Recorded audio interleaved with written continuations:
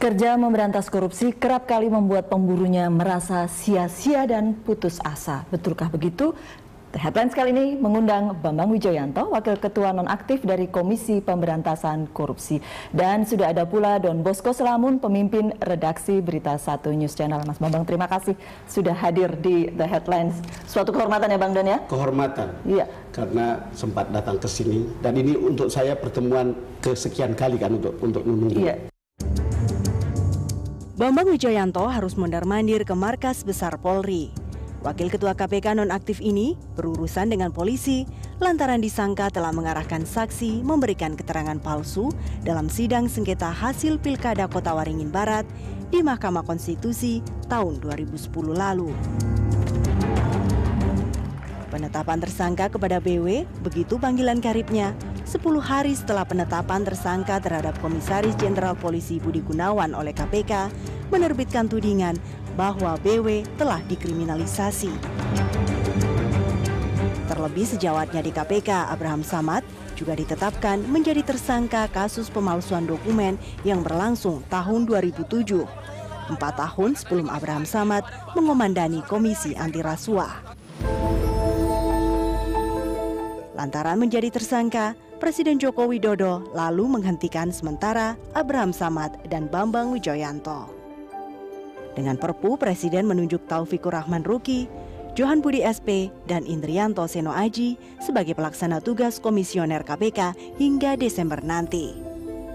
Sekarang BW mengajukan uji materi pasal 32 ayat 2 Undang-Undang KPK yang mengatur penghentian sementara pemimpin KPK yang menjadi tersangka tindak pidana kejahatan lewat Mahkamah Konstitusi.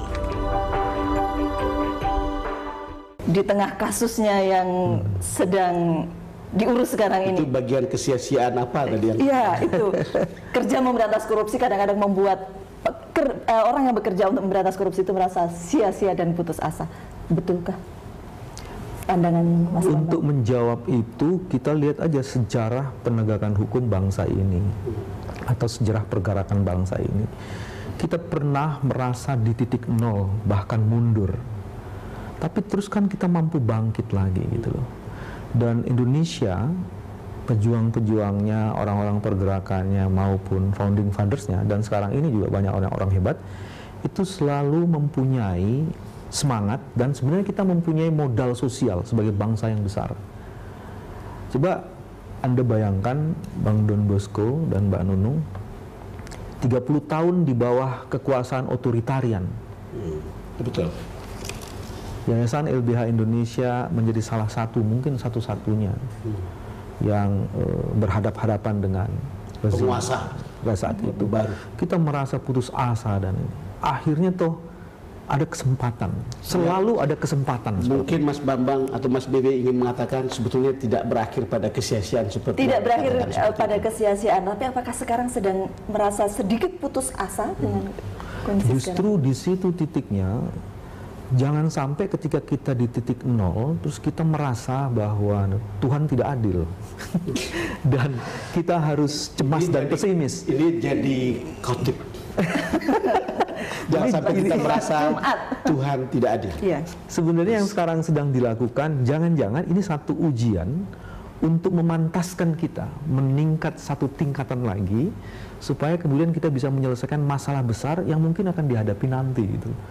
Nah itu sebabnya menurut saya yang sekarang kita harus mulai berani berpikir keras, apa sih pokok problem yang menjadi problem dasar, sehingga kita bisa keluar dari jebakan Mas BW ini dikenal dari dulu dan sampai sekarang tidak berubah kelihatannya, walaupun ada masalah yang menyeliputinya.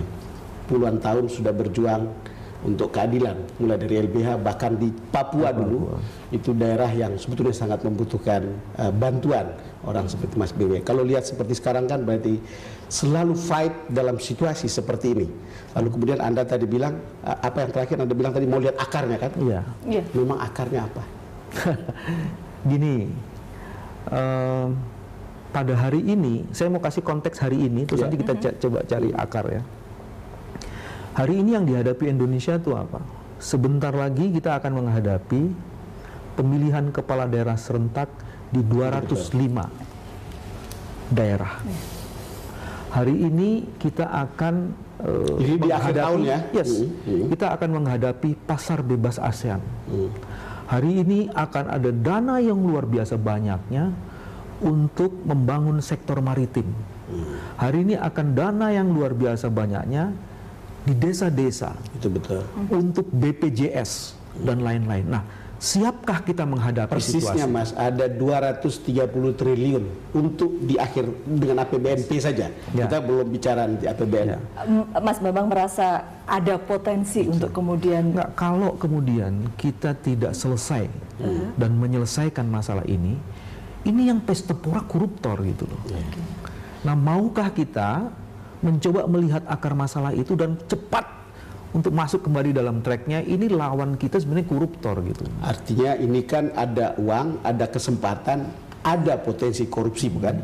Ya. Dan itu yang Anda lihat, ini salah satu akar yang kemudian saat konteksnya saat ini, kenapa kemudian Anda mau melihat lebih jauh soal akar dari persoalan korupsi kita? ya, kalau kita mau melihat dari gambaran keseluruhan seperti Mas Bambang ceritakan tadi, kasus Mas Bambang ada di mana? Kalau saya sih sebenarnya simple aja, di semua proses pemberantasan korupsi itu selalu ada tantangan kan di situ. Dan kalau kemudian ada tantangan itu berarti pemberantasan korupsinya udah bener. Kalau kemudian sunyi senyap, kemudian orang berpikir ini ada nggak sih masalah pemberantasan korupsi? Jadi mestinya ke situ. Mari kita cek pengalaman negara-negara lain. Ya. Pertama, pengalaman Hong Kong. Betul.